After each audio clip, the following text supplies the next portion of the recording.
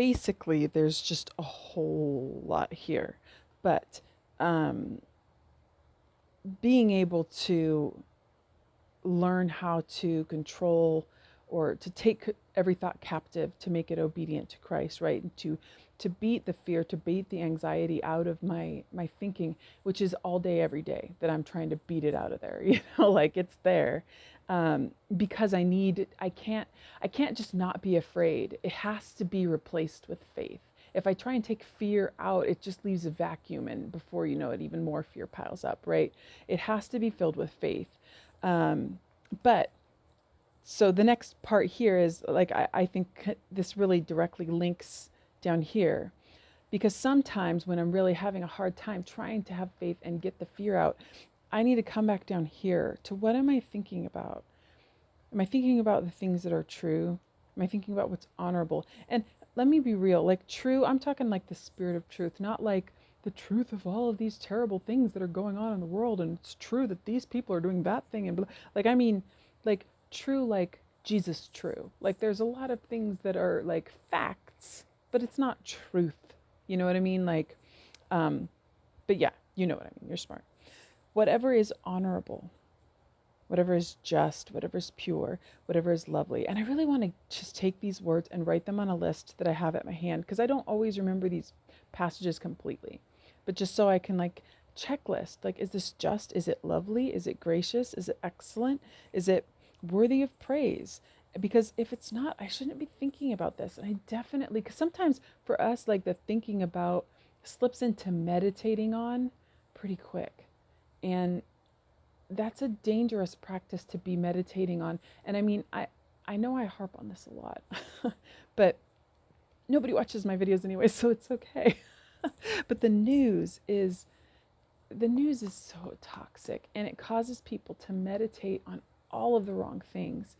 Because the news, there is no true, real news. That's not a thing. There's so much information out there. You will never get a complete story.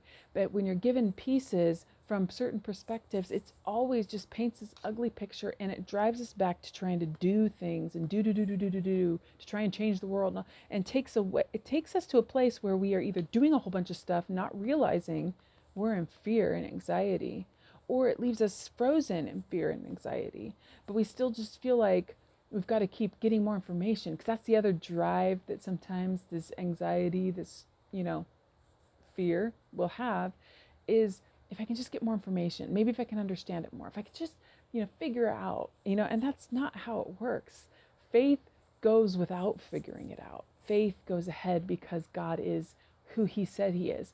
And the more I'm trying to figure out myself, my own salvation, my own thoughts, my own all this, the less I'm actually having time to meditate on who God is. The more I'm worried about what's going on in this kingdom, the less I understand what God is doing in the kingdom he's bringing me into. And that is something that, it is so hard to have faith if my eyes are fixed on this world, because my faith can't be in this world. This world is already in the handbasket on its way to hell, y'all. It's not gonna go back. It's like, it's not gonna be fixed. I mean, people will talk about the things about, these corrupt political leaders and all of that stuff. Yeah, I know, but just be thankful God didn't stir up the Assyrians for us all, because he's done that before. We're not getting our fingernails ripped out, and we're not getting, we've got some corrupt leadership, yes, but that's because that's what we've been sentenced to. God is trying to bring something out of our people, not save us and make us a beautiful country. That's not what we're here for. We are passing through. Again, this is the campground. Like, pack up your tents. We're probably just going into a new campground phase. Like, it's, anyways, I've said enough. But focusing on what is true, honorable, and just. And there is this monster in our culture that I also have in my life, and I wrestle with all the time, and it is called television. And it is an evil, evil, evil thing, because it has replaced the kind of community and relationships and friendships we need, because our culture, so basically because it exists it has facilitated our culture speeding up to a point that it should never have sped up to.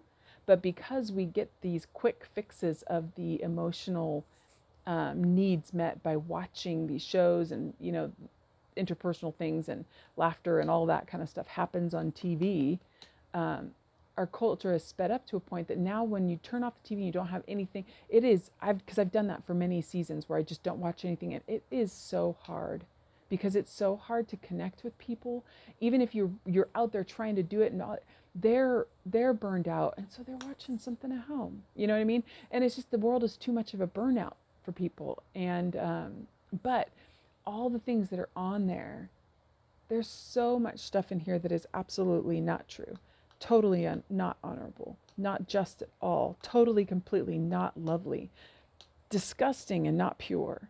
And some of these things are things that you might think are okay, like they're, because I mean, I will never watch anything rated mature. I don't watch most American TV, honestly, anymore, just because it's gotten so, in my opinion, grotesque with a lot of stuff. It sneaks in pornography when you're trying to just watch a detective show, and I'm like, you know what? That's not a fun game to be like, surprise! Like, I'm not playing that game anymore. But these, there's some shows that are like, okay, well, it's rated PG or whatever, and so I'm watching it, and it'll be like a kind of a lighthearted detective drama, right? And I was like, I like, there's several of those shows I like Monk and Psych, back in the day.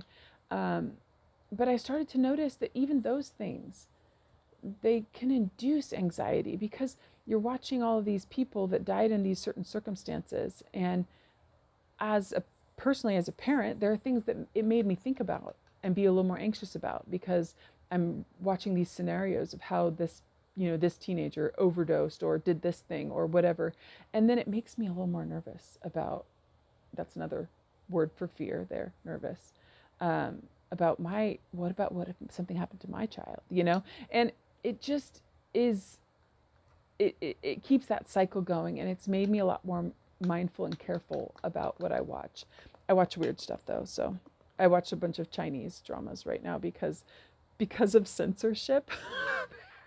They're a lot cleaner, but a lot of them are a little bit too idealistic for me. But and I like martial arts. If you don't like martial arts, you can't hang with that genre.